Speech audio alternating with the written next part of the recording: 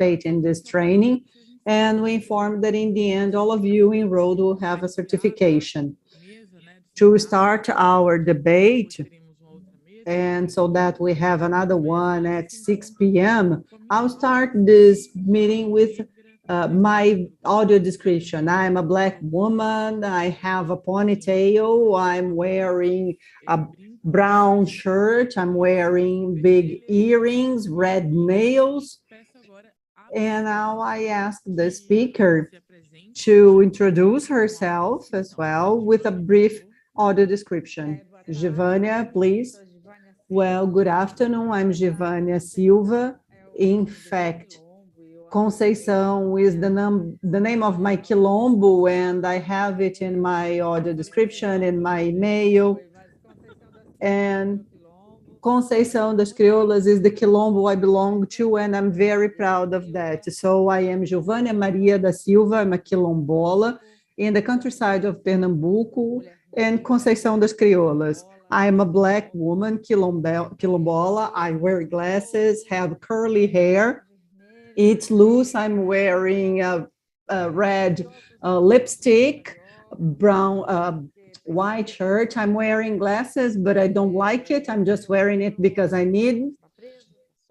So my hair is loose. I'm not having a ponytail, nothing like this. And I guess that's it. And I'm a professor and researcher.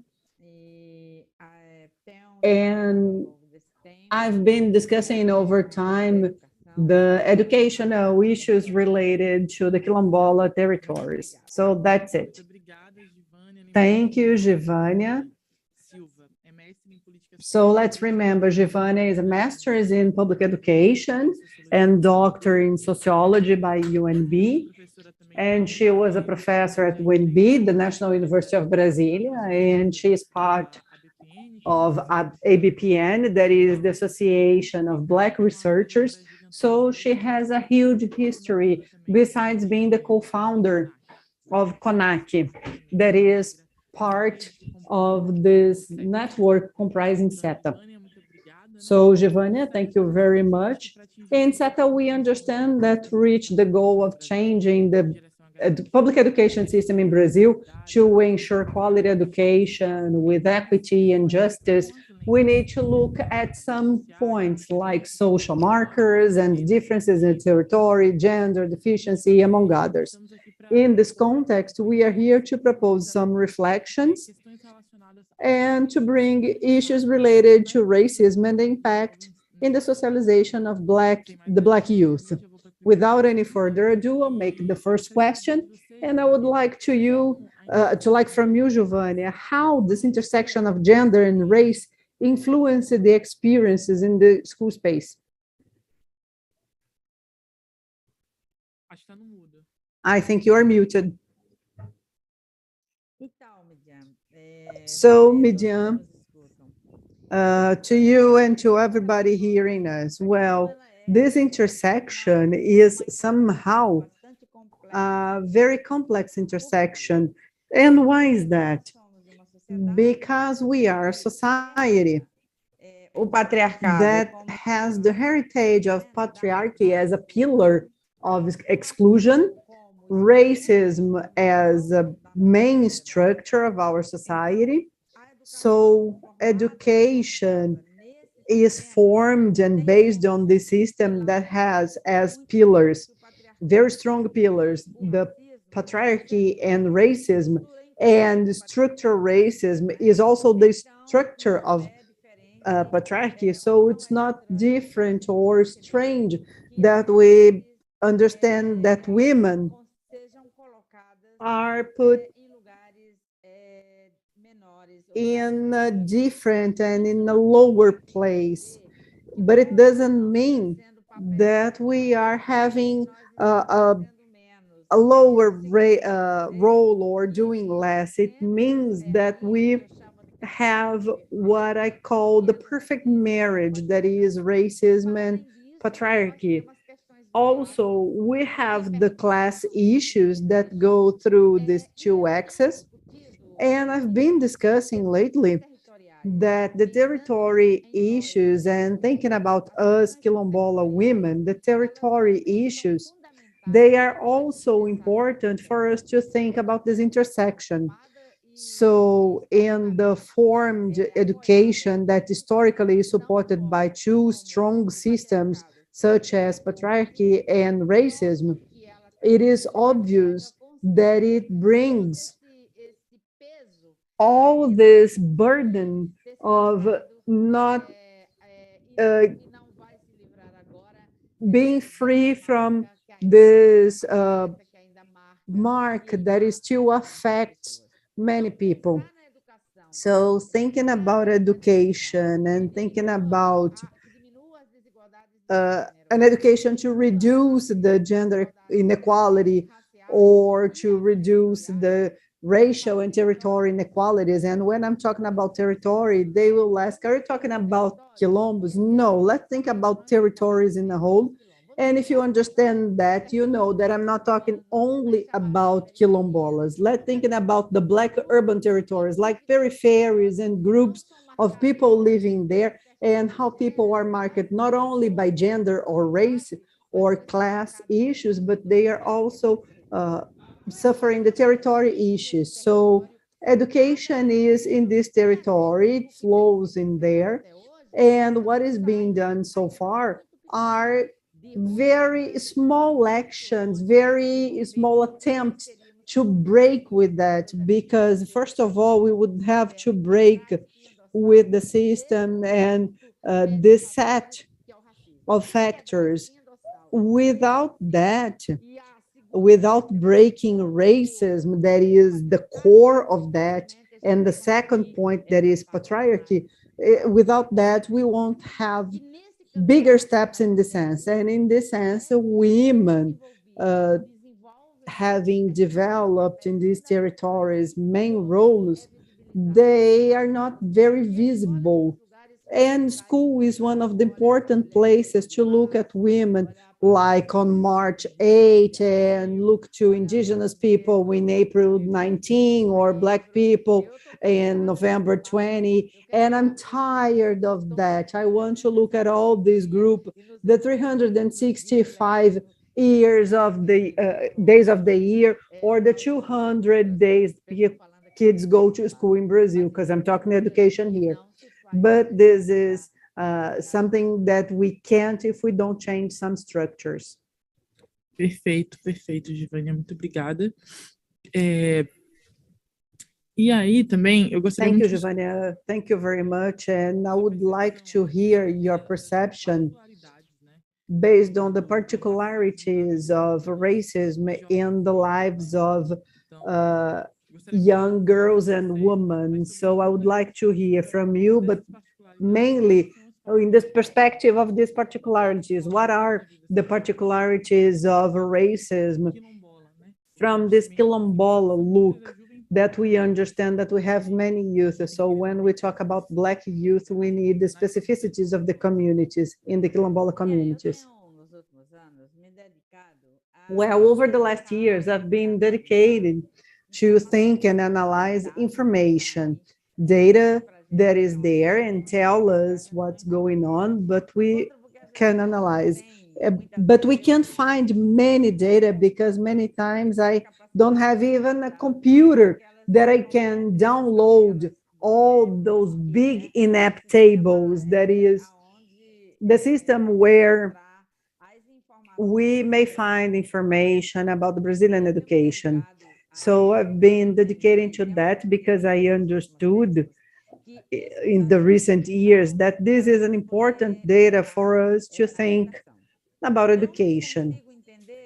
I can't understand education if I can't understand who the subjects of it are, if we don't hear them, if we believe that all men are the same or all women are the same, if all girls are the same. So we tend to have this look, and we were socialized in a system that we fight against the hegemonies, but we end up practicing the micro-hegemonies among ourselves. And I'm talking about the Black population, because when we talk about Black youth, we are thinking about the model of the Black urban peripheral Black person. And when we talk about Black women, we believe we are talking about the ones in the periphery of the big cities, but we forget that we are plural. So if we have this set of pluralities, our girls are also like this.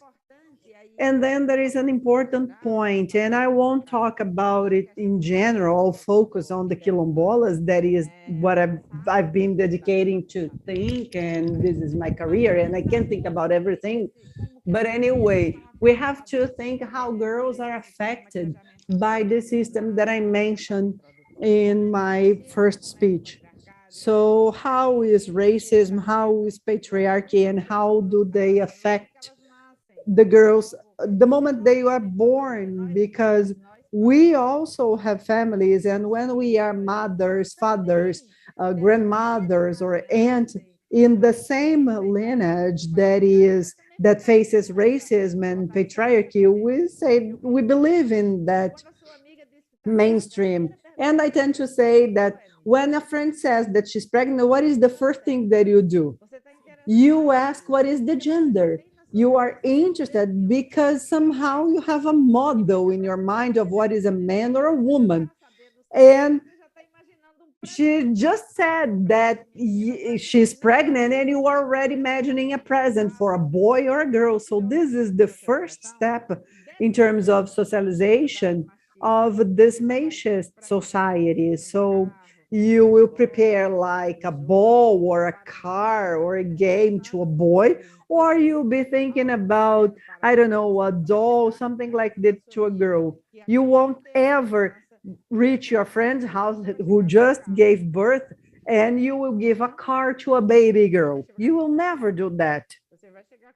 You will have a doll or something like that. And this women's place apparently is defined, although we are struggling against it, but it is reinforced. So when girls arrive, reach school, they face the same culture because there is no Givânia mother or Givânia teacher. No, that is the same person in different roles.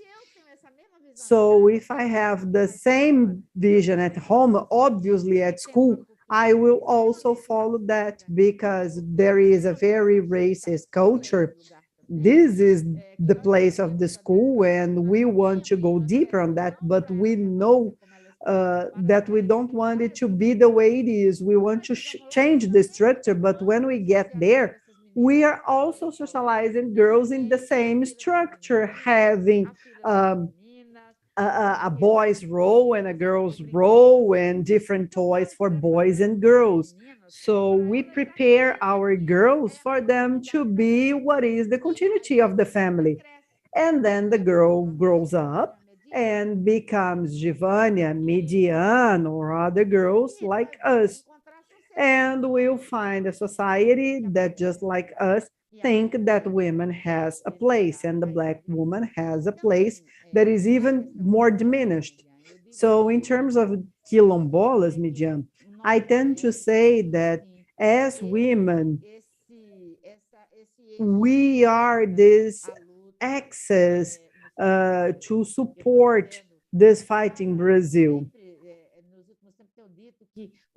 I'm talking about recent times because I believe that we have many women in the territory, and when we get there, when we go to the Quilombo and we see people there that was born and raised there, we see many women having an important role there, but we are invisible somehow.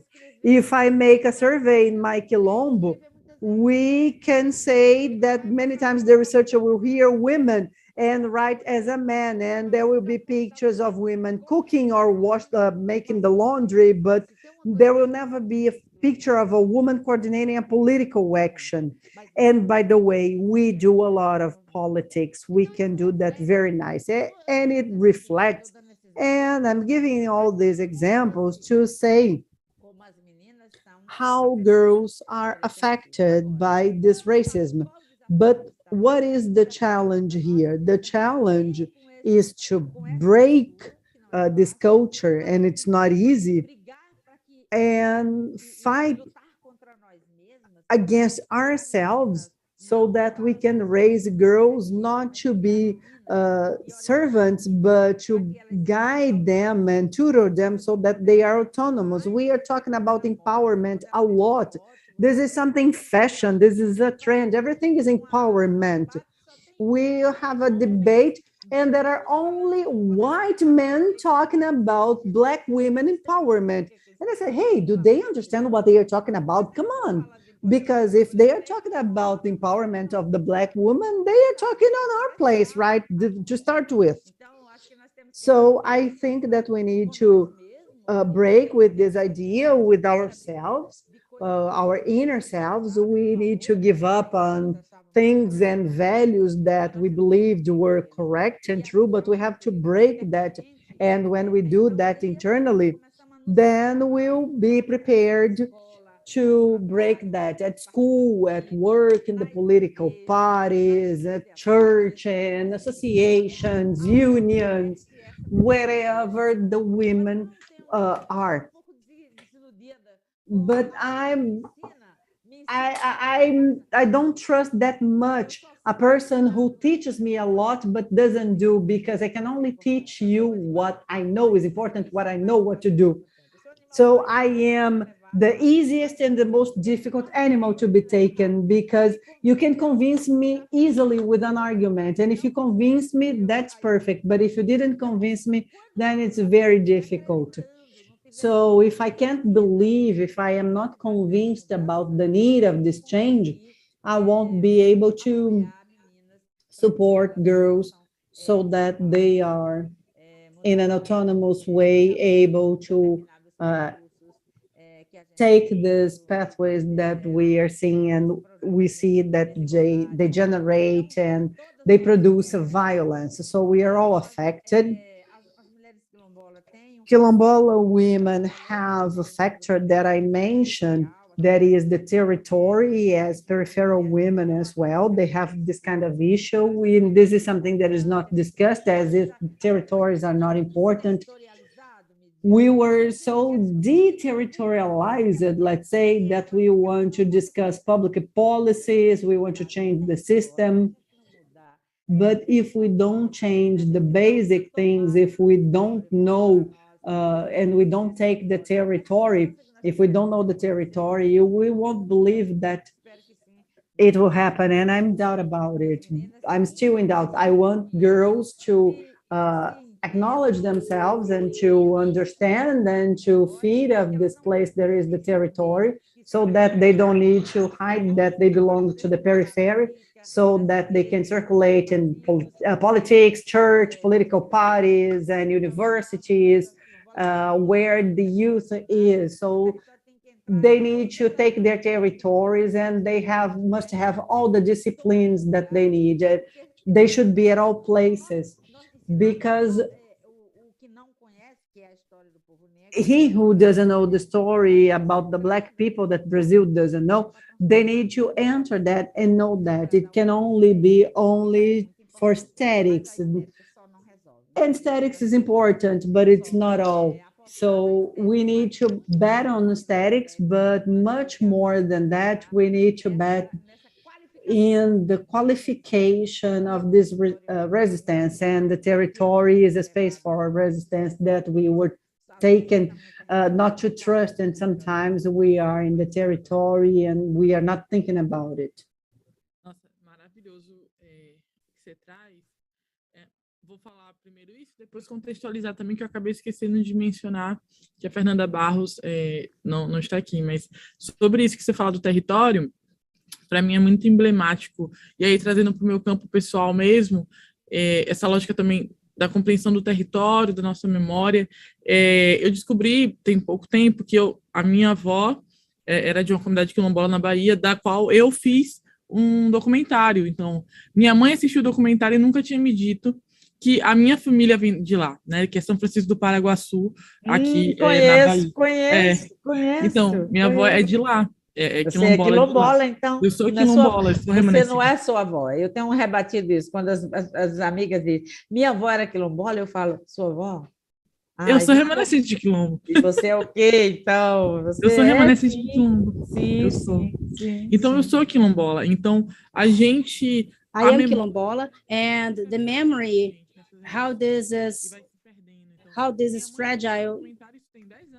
My mom watched this documentary 10 years ago. It has a while, and she told me 5 years later that it was a territory that she grew up in when she was a child. So it's very fragile, this knowledge with territory and how ancestry gets us, because that I went there, did the documentary, and I didn't know that my family was from there. It's called RG Quilombola. Perfect your speech, and also bring that Fernanda Barros, that would be here with us, cannot be here due to she had some health problems, but we agree Fernanda for her availability, but unfortunately she could not be here, and I hope she gets better soon, and another opportunity we are able to do this talk with her. We have a song, most people know it. It's called Black Girl Exotic. It's not beautiful, you're not pretty, you are a queen. So I'm a kid, I'm black, I'm resistance. Races here? No. If you don't like it, it's up to you. This song that it's from, today it's a rapper, she's 18 years old, and her family, it's a family of black women. It's amazing, the relation with her mother, her grandmother. And in this song, she talks about the aesthetics and what Givânia talked about here, about the black children and black girls, and this standards of how you have to be beautiful, and how this is going to impact the young girls. And considering that school, it's one between other spaces where the kids find their references and have the first educational learnings. The question is, how does stereotypes influence the black girls having understanding there as a black human being, and if this in fact will go through this school trajectory, if it has some impact in the identity of these girls, how does school environment contribute to that? Yesterday, Mijan, I was on a roundtable. I was being part of a roundtable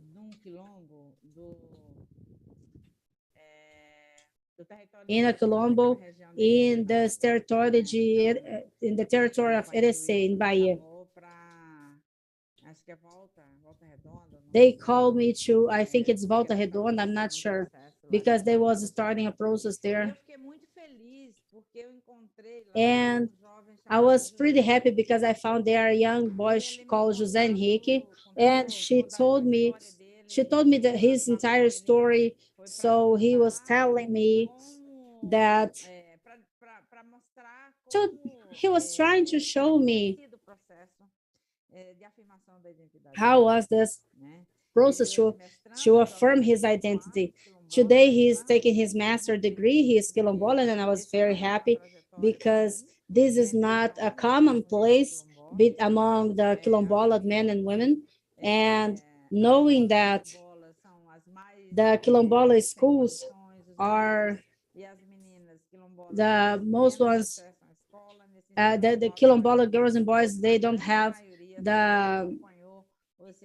this access to school. Most of them didn't stay 2 years in school. It was a general thing. It was like everyone has this energy and a great cell phone in their hands, and many of them don't have this energy. Imagine this internet. And I was there. I was pretty happy with his speech, but him at the same time, he was telling me things in this what I'm trying to talk about here. He's saying that he knows he's Quilombola, and they know he's Quilombola because the name of his city. And why? Because the school denies our history. Brazil denies our history. Now I say that fake news is something. Say, oh, fake news. But I say, guys, most people, the experts in fake news is the Brazilian people. This colonizer history, it's the biggest fake news. The difference that we didn't have social media at the time. We were studying, we Black people were studying about slavery. We were celebrating May 13th. Look, this is the biggest fake news they told, because in this we have this, the social media, we have the posts, and 5 centuries of fake news through this. So this is our schools here. And this has to do with the structure that I was telling at the beginning. The school, that is a place that at the same time that we fight, Quilombola people, Black people, we are the minority. We are one of the groups that don't have access to education. Just for you to have an idea, Mijan, in 2019, we had, according in EPI, 306,000 enrollments in basic education, and only 6,000 in high school. In 2020, that will reflect 2019, we had 2% of students enrolling in high school. And yesterday we have something important about the quota, and I think that we didn't get to high school. And if you don't have high school, you cannot use from the quota system to try to get to university. And this is, our university has, it's racist, and it is. And it's racist because it's part of a system that is entirely contained by racism. Because basic education, it's part of the same system of this university. The different, it's the modality, but the structure that is in basic education is the same one that is in university. And it's sad for us to hear someone as João Henrique saying that he only knew he was Quilombola when he was at university, and he studied at the Quilombo his entire life. So I think that this has to do of what I'm talking about, Mijan, about this territory. This has to do about the territory. And when I talk about territory, you have to know that I'm not talking about only about Quilombola. I'm talking about where this territory is, where we have to hide this territory to survive. I'm very proud that to be part of a Quilombo, that one of the things that youth, the first thing we do, we make them understand is this, and they don't need to stop learning the other contents, the other subjects. They need to learn everything, but before they need to learn that they are Quilombola. This is the same thing that we teach them.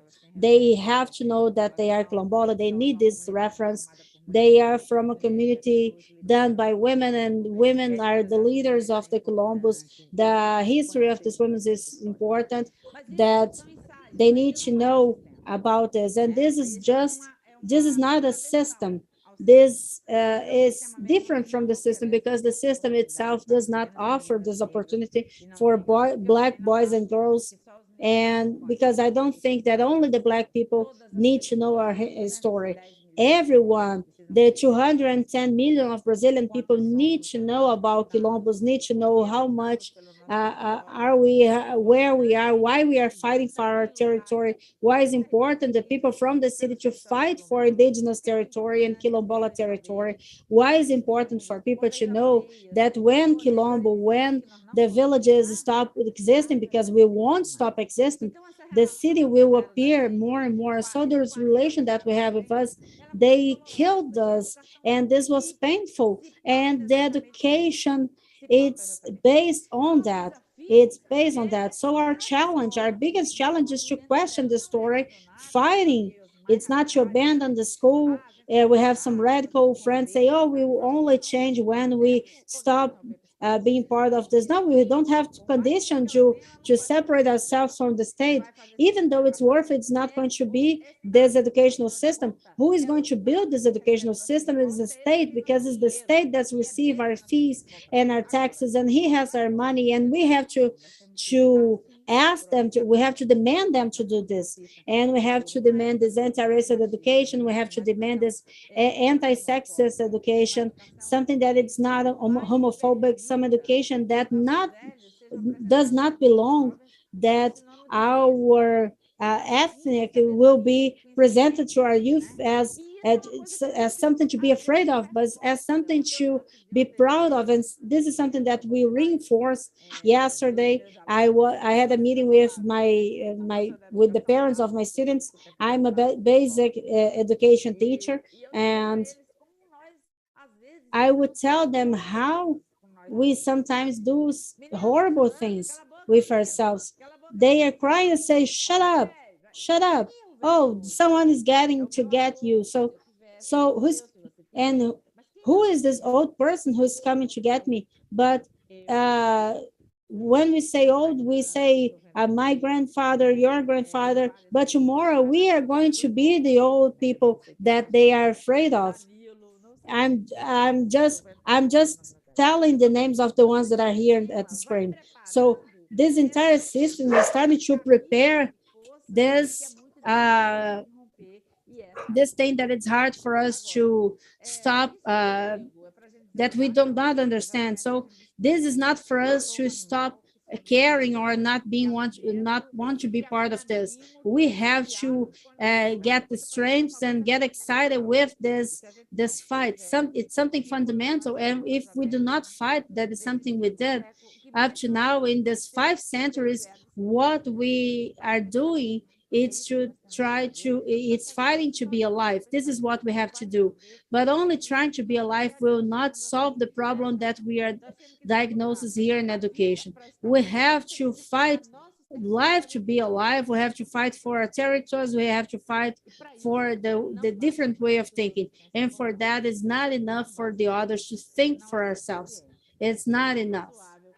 It's not reasonable that people tell us what I like, what I don't like. It's reasonable that I tell what I like, if they like it or not. But this is a process, and we need to understand this inside society. Brazil does not know the story about Black population, the Black women population. We celebrate the day that we don't celebrate this, the day that they create the Black movement, because we Black women, we are part of this movement, and we were stolen in our own territory. Black women, we have this movement, and this is the social movement. So, Mija, this is the biggest challenge, because to understand this, we have to fight. So we won't understand if we do not go in, if we do not fight and fight hard, changing the way of thinking. So everything, this is not solved. The color of the school, it's not solved this. The textbooks won't solve this if they continue to be the same there, showing the same stories. So it seems that right now we are being called to do different type of fight, and this different fight, it's training our resistance.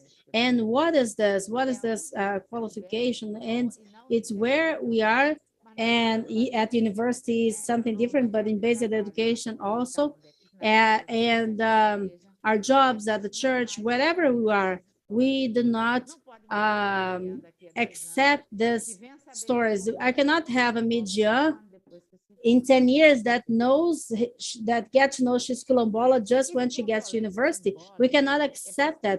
There's a symbolic violence. It's something epistemic that I don't know that how we can measure this. We cannot measure this. Just ourselves, that we that are living this are capable of imagining, but we cannot measure that because we cannot recover from that, even though that we have this affirmative, this collective, and the years that we lost, everything that you were not proud, that you did not celebrate, that you being as a Quilombola from São Francisco do Paragaçu, no one will get these years back to you. You can do this from now on, but you cannot do this for the years that you lost. So to be able to debate this with schools and to be proud of being, and that they do not need to They don't need to hide themselves to survive. I think this is one of the biggest tasks, and we need to tell our kids, our granddaughters, because our fight is not done, and we won't stop now because it's something that is actually structural, and we do need to fight, and we do need to change this structure for more and more gets weaker, and we are able to take to hold our own voice, to hold our own story, and they know how to do that. They just need the opportunity to do so. They need the support to do that. Ai, que linda, Givânia. Fiquei até emocionada. Givânia, I'm touched here. It was beautiful.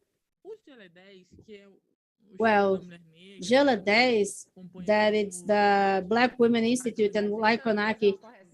Oh, let me correct here. a coordenação. Olha, CONAQ, it's the coordination. eu masculinizando, Look, gente, que look, you were saying in the, you're using the wrong article. So two women talking about this, so pay attention. Meu Deus, vamos medir a linguagem neutra, inclusiva. Oh, we have to use, I'm going to say right, I'm going to say the right thing from now on. So Geledés, that is an institute, and CONAQ, this coordination, that is one of the organizations that is part of the project. They did a research. I'm pretty sure that you saw this and you were part of this. That is how to educate these Black women in times of pandemic, trying to see what was the inequalities with this race, color, and gender. So the study reveals some impacts of social isolation in the basic education, high schools, and the problems that were related to the access and how they could keep those kids in school. And we are able to see that this research shows the impact in Black girls' lives. So seeing this reality that they are already vulnerable for everything that we already know, and other nuances that we are able to understand how our story is invisible. And you've made me as an example. It's amazing. What are the public policies and the urgent actions that we can have so we can to try to minimize this impacts of the pandemic in the life, in this girl's life, this woman's life, considering this context of vulnerability inside the pandemic time. Look, Mijan, I think it was 2011, 2012. I was getting my master's degree, and I would say that we have 4 pillars that will sustain the idea of the Quilombola educational system. One was the teachers training, the qualification, the other was management, the textbooks, curriculum, and then I added the Quilombola community's participations.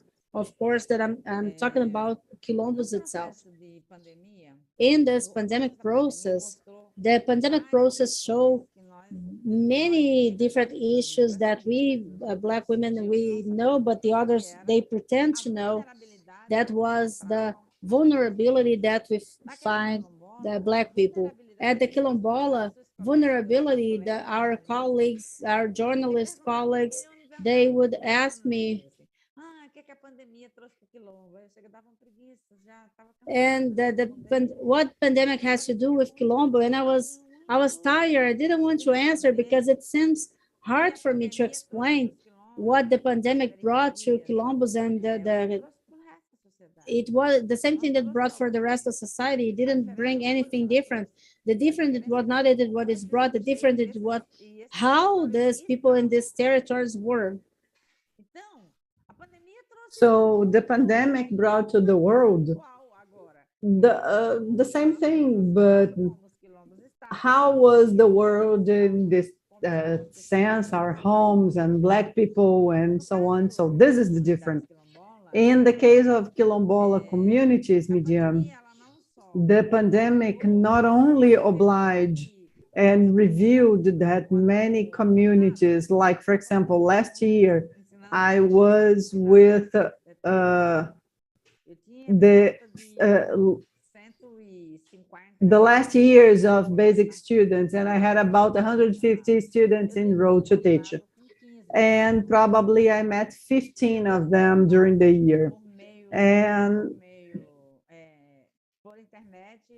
probably I have spoken via internet with 15 more. So the others, I don't know their faces. I had no emails, WhatsApp, nothing. So it shows that it was not the pandemic that made them not have internet. They didn't have it before. So obviously the pandemic brought to Black people a situation that was a much higher burden in terms of vulnerability, but they also dealt with that before the pandemic for centuries, for a long time. So the pandemic arose and found the good place to stay. And today I work in the periphery with fifth graders, and they barely know the letters. So how can I approve this student to the last years, the last grades, if they can mingle letters to create a syllable or a word? And talking to the mothers, they say, well, I don't know how to teach. And they don't know, they were not prepared for that. So we need to think about many points. We need to think a lot in the context of these girls, how they are coming back to school, the lack of stimulation in 2 years without going to school and without accessing any other benefit, just some had. And thinking about them, I know that many of them weren't successful in this sense, so they didn't have any guidance, virtually guidance. And the system was thought as everyone was leveled, is everyone was there. And if during the pandemic, when the pandemic started, everyone had the same internet that would be good internet and good devices and so on. But no, not even teachers. They had to buy computers and learn how to use the tools to teach their students. So probably we would be spending this afternoon trying to describe the scenario that I'm trying to say. But I would say that we need to think about actions focusing on girls to hear them, but we need to think about this educational profession, a professional that was affected and spent 2 years teaching virtually and struggling with computers and mobiles and come back and don't know what to do with the girls and boys with them. So we are now kind of lost from side to side, everybody trying to do it right without being able to, and thinking about a strategy. And I'm thinking now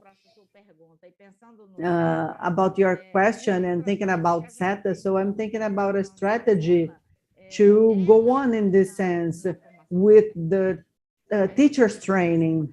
We need to teach teachers, we need to support girls emotionally, psychologically, but we need to teach teachers to understand this reality and to change this chaos into knowledge, so that with this knowledge, they can have a political incidence. In the social movements, I believe that we are not able to solve everything. Forget it. Sometimes we believe we can solve it, but we can't. What we can do, media, is to stimulate and qualify and systematize. But what we need to learn more radically is to have this, to make advocacy. If we don't learn how much is funding for education in the city of Salgueiro, we won't do anything. And we need to understand, I want to understand that what comes in access to municipality with Quilombola students for food. What is the amount of resources and what is the kind of food? And how can we intervene in policies to choose? And we how can we choose books, for example? Because I don't know who chooses that, because we have a collegiate of many teachers to choose one book. When the book comes, it's not the one we chose. So I don't know who is responsible for that. So it's a set of fronts that we need to option to. We cannot believe the state is where it's not. There is some limitation to that, but we have an important role in the sense that is to qualify the trainings and prepare them, to support the teachers' training and prepare boys and girls to make political incidents, to qualify information that is lost in many spreadsheets, so that we can make more regular people, common people, to read them, so that people don't need to be a statistician to read that kind of information. And this is a way we may follow, but the damage of the pandemic, I particularly can't assess at this moment. I have just received a technician here that I wanted to cross data on Quilombola education. I received the result last week, and it's such a disaster. It's so awful that I couldn't stop to analyze yet, because this government that is there, besides everything else, they are trying to erase all the conquerors of the Black movement. Bolsonaro is not only a genocide, he is extremely genocide. It's not only racist, he's extremely racist. He's not only homophobic, he's extremely homophobic. I invite you to watch our research that we'll launch called Quilombola Racist, and we will show the champions in public institutions to lead the movement of hate discourse and discourses against Black and Quilombola people. So this is what we have to do, and make our people understand, so that they not only struggle to be inserted into racism, but so that they are not funders of racism. Because many times we are not racist, many white people are not racist, but they may be funding racism. And how can I fund that? This is a question that you may ask. How can you fund it? It is funded when we are aware we are not racist, but we don't give any kind of support. So when this government that is there, when this Brazilian citizen said during the campaign that he would fight quilombolas and the indigenous, what did society do? Nothing. It seems society said, okay, it's their problems, quilombola problems, indigenous problems. It's not my problem. Is that so? What about the universities that were destituted, are being destroyed and managed by interventors? Think this way, because we don't have any money for research anymore, and education is the one that received the less amount of quotas. So is this education only interesting to Black, indigenous, and Quilombola people? It seems to me that all the non-indigenous, non-Quilombola, and non-Black communities were also affected. And we all have to understand that we have this collective subject and we are all affected. It's quite a challenge. I wouldn't know if I were coordinating an action what to do. Probably I would start from the basic one, so that then I can reach the most complex one. And the simplest one would be to invest in training and information. So training and information, because without that, we are not able to do anything. So we are here in a debate in this project, and we have this concept of education and the system of anti-racist education. We're saying, wow, what is this system? We don't even know it yet. We are just guessing. So we need to build this idea so that we can think, because saying that we'll be able to create this system would be very nice if we didn't live in Brazil. But as we live here, this is a very complex task. I'm not saying it's impossible. I'm saying it's complex. Wonderful, perfect, and you are always bringing this look, and we don't have a system of anti-racist public education in Brazil, but we need to understand that the state also belongs to this. So very nice, perfect, Givânia. Well, many comments, but let's go. And now taking this moment to make the last question, because we have almost 1 hour here, and it's fantastic because time flies if we are hearing that, and we could spend the whole afternoon here. But anyways, I'm going to the last question that is also about that. I mean, the perspective of hope to the possible ways, because we know the difficulties, and I mean, this is nothing new, this struggle for education and promoting racial equity in education, but we need to consider that racism has different impacts in the lives and trajectories, and in this case here for Black girls and young women. So what is your understanding and your history as Givânia? So what is the contribution that you can bring to anti-racist education, and what it can do to the transformation of the lives of these girls and also our lives, I mean, adult women, because this is a whole process. So I would like to hear from you, and also ask, if possible, after your answer, so that you have your final considerations. Well, Midian, I think that racism is a social evil. It is a disease that all of us in the Brazilian society are affected by, Black or non-Black people. People are teasing me a lot to talk about the president of Palmares Foundation, and I say, I don't want to talk about it. I don't want to talk about it. I want to talk about Jair Bolsonaro's government. Do you understand?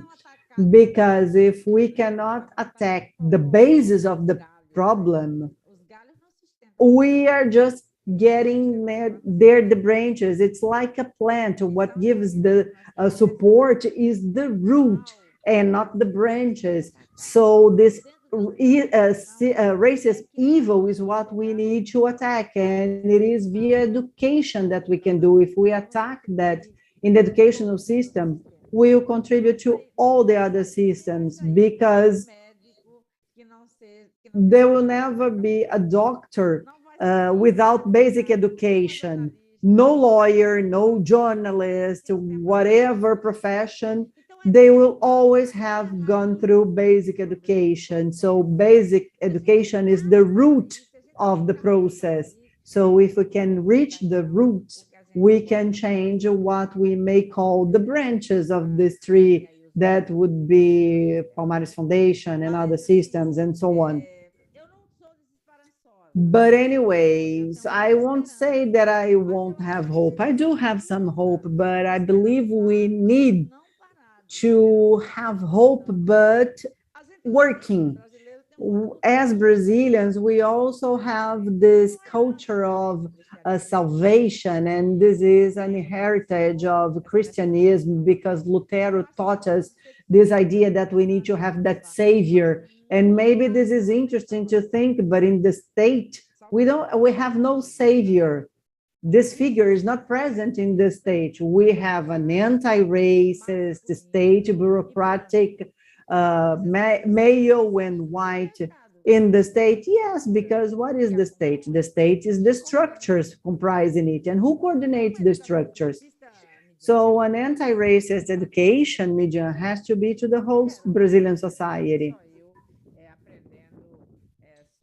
I don't want to be the only one learning about anti-racist education. I want to be learning along with all the other Black or non-Black people. So thinking about the system is thinking about something very complex. But nothing was easy to us. But we need to make some changes. First, we need to leave this uncertainty that we face in Brazil, this constant threat that to us is a threatened to us, is an accelerated threat because we've been threatened since the beginning of history. The point is that this threat today is stronger. If we want to make society be less racist, these boys and girls need to work by themselves. They need to learn that they won't be happy. I mean, the white people in the big cities won't be happy if they ignore the existence of people in the rural areas, in the peripheries and villages. It's not possible because we are a system. So I think we need to leave this uncertainty behind. This is the first step. We need a lot of political fights and interference. We need to search for data. And this is a single moment in Brazilian history that is not only denial of data, but erasing the data. The census 2021 or 2020, NEP removed the category of Quilombola schools. This is a crime. So we saw during the pandemic how hard it was for the Black people when CONAQ and the Black movement, so that we could ensure what was ensured before by law. So there are many points that are there, and why can't that be the Black people's fight? Why can't it be Black people's fight alone?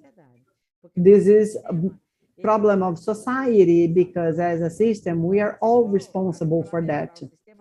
If it is to improve the system, we are always in charge of responding. I mean, men, women, white or non-white, indigenous, non-indigenous, it doesn't matter, demanding from us a task from a problem that is not ours. We'll change the situation if we have all white people, all of them, no exception, all of them together. Otherwise, it's not possible. That's why thinking about an anti-racist system is so difficult, so complex, because we need to face this place of disputing this speech, this thought that has always been led by white people, and now we need to lead at least our speech. And how to do that? There is no recipe for that. We use recipes to bake a cake, and sometimes we even make mistakes with that. I am a person that can cook, so whenever I follow a recipe, I make mistakes. But anyways, there are possibilities. I understand it this way. So one possibility is, for example, in 2010, when the National Education Conference said that Quilombola education would be a teaching modality, they also said that universities would have graduations for that, and so far we don't see it. So an anti-racist system must understand that we can change the universities with the structure they have so far. We need to teach that from kindergarten to higher education. We need to think about the civil society, and the civil society will take this information, qualify them, and make them available of the Black militants and communication means. But they won't do that if we don't pressure the state for change. But changing means breaking, and sometimes we need to break even this white male hegemony that we live in all structures, whether it is in politics, because we are the majority in Brazil, but the minority is the one responsible for politics. So this is the justice that is ignoring us, and we have no way out. And I don't believe we can affect anything if we don't affect the root, and the root is education.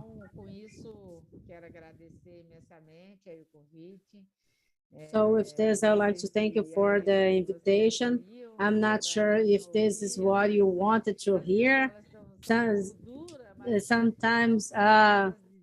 people don't like the way I talk or what I say, but I understand that we cannot we cannot have this only that we cannot say only the things that we like, but we have to, if we're not if you're not happy what is there, we have to talk about this to be able to find what is better for us. So I'm sad that Fernanda could not be here. It would be a nice conversation, and I would learn a lot with Fernanda. I hope that she feels better. And also to thank you, you and the whole team. And I'm available if for whoever wants to continue with this discussion, always having this rebellion type of way of being, because if not, we wouldn't be here. If it was not for the fight of the Black people, we wouldn't be 50%. If it was not for the movements, we wouldn't have our Quilombola territories. We wouldn't be that much Black students, Black teachers. We wouldn't have 275 enrollments in basic education, even though we are not most of it in other sectors. So it's a fight that is part of this desire of building this other education. I know it's possible, it's challenging, but it's challenging because it challenges, firstly, you. So you have to challenge yourselves to challenge the other. So you cannot challenge the manager if you are not challenged. You won't bother the director if you're not bothered with the situation. So this is the greatest lesson that I want to share with you, because we need to bother with things. We need to deconstruct our own barriers so we can go and fight against the other walls that we are facing: races, sexes, the class, provinces and territories. It's very important, and it was strategical as when these colonizers got here, because he colonized body and soul and mind. So, and now it's our job to recover this, and school can help with this. Thank you. Muito obrigada, Givânia. Thank you, Givânia.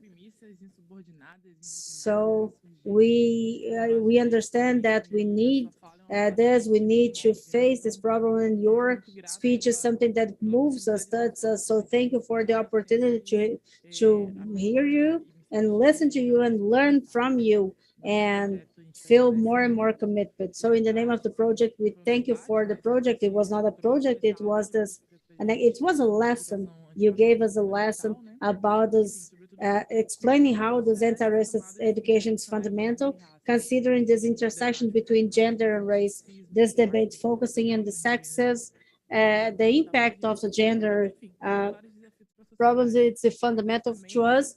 And I also like to thank you, the ones that are supporting us. We have the translators, we have the sign languages, and thank you, all of you. Thank you for you that are following our broadcast. And remember that Project SETA is an innovative alliance with civil society, national, international, ActionAid, SETA Ativa, pelo direito à educação, the national coordination to articulate the Black, rural and Quilombola movements, Geledés, a CONAQ, the CONAQ, Givânia, Geledés, the Institute of Black Women, Makira E'ta, there's a Indigenous Women Association from the Amazon, and Uneafro Brazil. SETA always remembering that one of the finalists was Kellogg Foundation to this racial equality. And please follow us in our networks. We have seta.org.br that was launched this year, and all our social media, Instagram, Facebook. Remembering that at 6 p.m. we continue with this anti-racist education agenda and inclusion. Thank you. Thank you, everybody. Thank you, Givânia. See you next panel. Thank you.